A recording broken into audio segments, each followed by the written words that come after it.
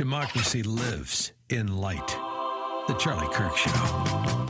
Did you guys know that private student loan debt in the United States totals about $300 billion, and about $45 billion of that is labeled as distressed or defaulted? So most groups are not going to touch this type of debt. But Refy is there to help you. So if you have private student loan debts that you're getting behind on that are labeled as distressed or defaulted, you want to contact Refy. They can help you out of the jam that you're in. They don't care about your credit score.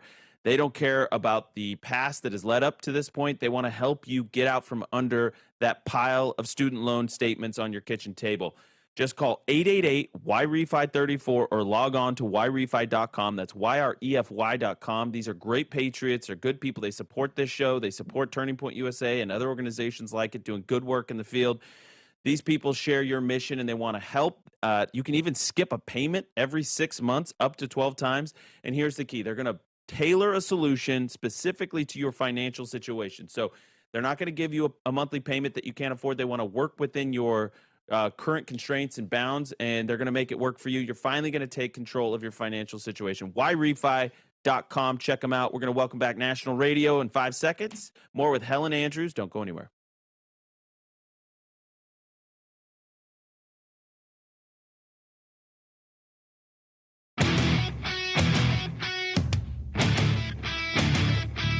All right, welcome back to the Charlie Kirk Show. I'm Andrew Kolvet with Blake Neff, joined by Helen Andrews, author of a fascinating new article in Compact Magazine called The Great Feminization. Helen, you say that men are more designed for war, right? Which there's and women tend to be more sort of their group dynamics about protecting the young offspring, which makes perfect sense. But that tends to make men appeasers. They're willing to get over conflicts because they need to ultimately find peace. That's the whole point of wars. You wage war and conflict, and then you reach peace at the other end. How are we seeing this play out now in the era of woke, and how it affects every institution? I like to reference Blake's example that we can no longer build boats. We can't do basic, striving, excellent things as a country and as a culture anymore. And I can't help but think back to this task-oriented nature of men versus women. The floor is yours, Helen.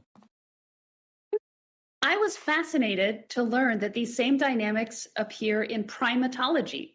That is, people who look at chimpanzees all day observe that when two male chimpanzees have a conflict, they'll have a fight about it and reestablish which one of them is the alpha, and then they will move on. When two female chimpanzees have a conflict, they will leave and never speak to each other again, basically.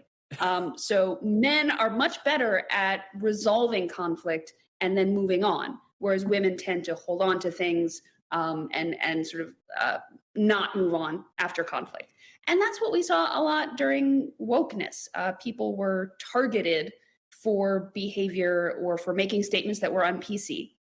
And until, pre-wokeness, the way you would deal with a situation like that is you would have a debate. James Damore would be at Google and he would say, I think female underrepresentation in science is due to biological attributes and not bias. The way to deal with that is to have a conversation about whether he's correct or not. The way wokeness deals with that is by saying, I can't believe you just said that. I'm going to get you fired from your job. Wokeness was an inability to have any kind of open debate because the very existence of that debate seemed too much like conflict, and conflict had to be suppressed. And this was just so massively toxic for so many institutions since 2020. And the reason why I think it's important to consider whether wokeness is a product of demographic feminization is because if it is, that means wokeness is not over.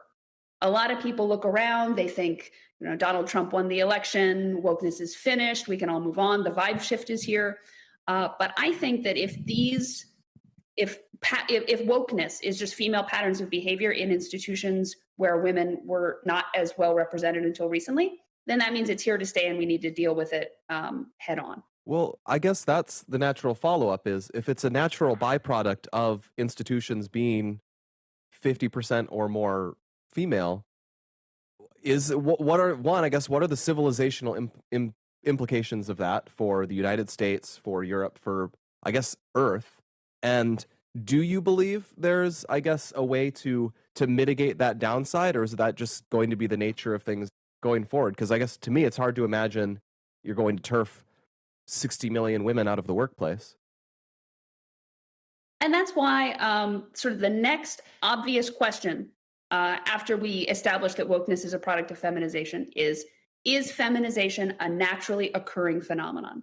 This is the position that a lot of liberals take. They say, well, you know, the field of law is becoming more and more feminized. Well, maybe women are just better. Maybe women are outcompeting men within the field of law. Maybe women are just better employees. And that's why our newsrooms and businesses are getting more and more feminized. And if I thought that was true, then I would say there's no solution to feminization, because I believe in fairness and meritocracy. And if women really are just outcompeting men because they're better at stuff, then there's not a lot I can say in response to that. However, I think a lot of us would accept that in many cases, fields become more and more feminized, not because women are outcompeting men within that field, but because women are feminizing that field and making it more and more friendly to feminine preferences and patterns of behavior. Like if you're working at a business that is so HRified that it's like, you know, the HR lady designed every aspect of your day-to-day office experience. She determined who advanced at that company, who got the best promotions and the best assignments, and everything was touchy-feely in a HRified type of way. Obviously, a masculine man is not going to do well in that environment, and he's not going to advance. But that's not because he's not competitive. It's not because he's not good at his job. It's just because that kind of highly feminized organization is not friendly to his virtues and attributes. Yep.